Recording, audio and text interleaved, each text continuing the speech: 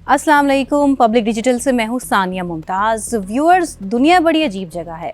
पहले ज़माने में जंग होती थी तो पता चल जाता था, फौजें आती थीं, टैंक आते थे, मिसाइल आते थे, और अब सिर्फ कंप्यूटर ऑन करें और जंग शुरू।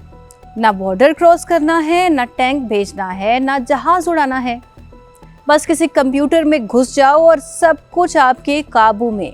तो क्या दुनिया एक ऐसी जंग की तरफ बढ़ रही है जिसमें मिसाइल बाद में चलेंगे, कंप्यूटर पहले हमला करेंगे? एक तरफ बरतानिया का एक बिजली घर ईरान से मुंसलिक हैकर्स के मुबैना साइबर हमले के बाद 4 दिन तक मुतासर रहा।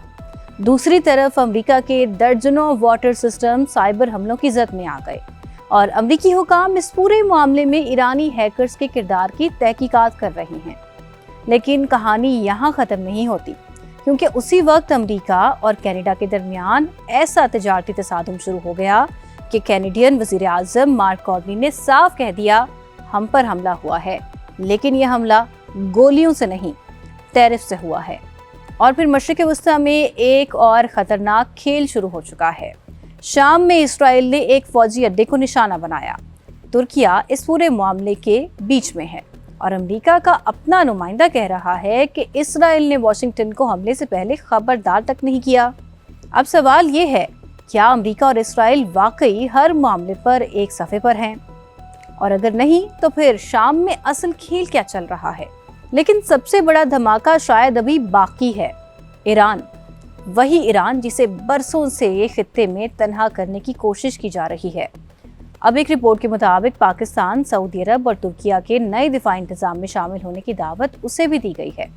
अगर ये खबर आगे बढ़ती है, अगर ईरान वाकई इस नए सिक्योरिटी फ्रेमवर्क का हिस्सा बन जाता है, तो सवाल सिर्फ ये नहीं होगा कि ईरान किसके साथ खड़ा है। सवाल ये होगा, मशरिक़ वस्ता में ताकत का पूरा नक्शा किस तरफ जा रहा है। तो व्यूअर्स, क्या ये महज चंद अलग अलग खबरें हैं या फिर दुनिया की ताकत के मराकज़ वाकई अपनी जगह तब्दील कर रही हैं? आज के व्लॉग में हम इन तमाम चीज़ों पर बात करेंगे। साइबर हमलों से लेकर शाम तक, कनाडा से लेकर ईरान तक, और पाकिस्तान, सऊदी अरब और तुर्किया के नए दिफाई बंदोबस्त से लेकर ईरान के मुमकिना किरदार तक। नाजरीन, नक्शा खोल लीजिए, क्योंकि इस बार जंग सिर्फ सरहदों पर नहीं हो रही।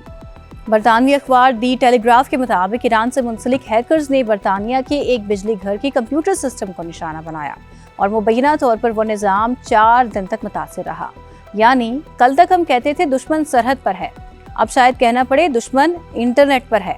और इसका नमूना आप पाक भारत जंग में भी देख चुके हैं कि पाकिस्तानी साइबर फोर्स ने कैसे भारत के जदीद जंगी जहाज़ों और रेडार सिस्टम्स को अंधा किया था।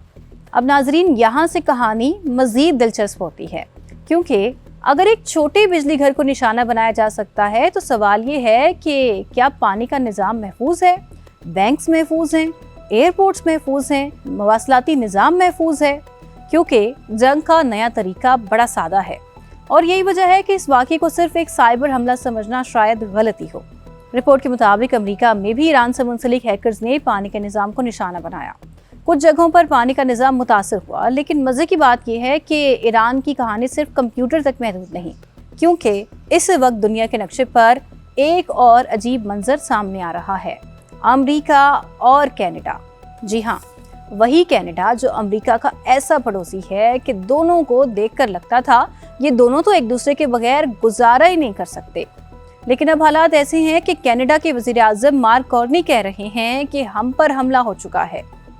और व्यूअर्स, जिस पर हमले की बात हो रही है वो कोई दूर का दुश्मन नहीं, अमेरिका है। आगे की कहानी में इसराइल, तुर्किया, शाम, अमेरिका और ईरान एक दूसरे के सामने आने वाले हैं कि आपको लगेगा कि दुनिया की खारजा पॉलिसी नहीं। ये समझने के लिए अब जरा पूरा नक्शा खोलते हैं। हालिया मामलात में तमाम कड़ियां आपस में जोड़ेंगे और आखिर में बात करेंगे ईरान के उस नए फौजी नजरिए की जो आने वाले दिनों में पूरे खित्ते के लिए सबसे बड़ा गेम चेंजर बन सकता है। अपनी बात शुरू करते हैं वहां से जहां बम तो नहीं गिरा, लेकिन बिजली घर 4 दिन के लिए बंद हो गया। बरतानवी अखबार दी टेलीग्राफ के मुताबिक ईरान से मुंसलिक हैकर्स ने बरतानिया के एक बिजली घर के कंप्यूटर सिस्टम को निशाना बनाया। एक दूर बैठा हमलावर बरतानिया के एक हसास निज़ाम तक पहुंचा और यही चीज़ खौफनाक है। अगर मकसद मुकम्मल तबाही नहीं था तो फिर ये हमले क्यों किए गए? असल मकसद शायद यही पैगाम था, हम तक पहुंच सकते हैं। यानी ये सिर्फ हमला नहीं, एक डिमॉन्स्ट्रेशन भी हो सकती है। दुश्मन को ये दिखाना कि तुम्हारे पास मिसाइल है, हमारे पास तुम्हारे सिस्टम तक पहुंचने का रास्ता है। और नाजरीन, यही वो लम्हा है जहां हमें समझ आता है कि मुस्तकबिल की जंग सिर्फ फौजों के दरमियान नहीं होगी,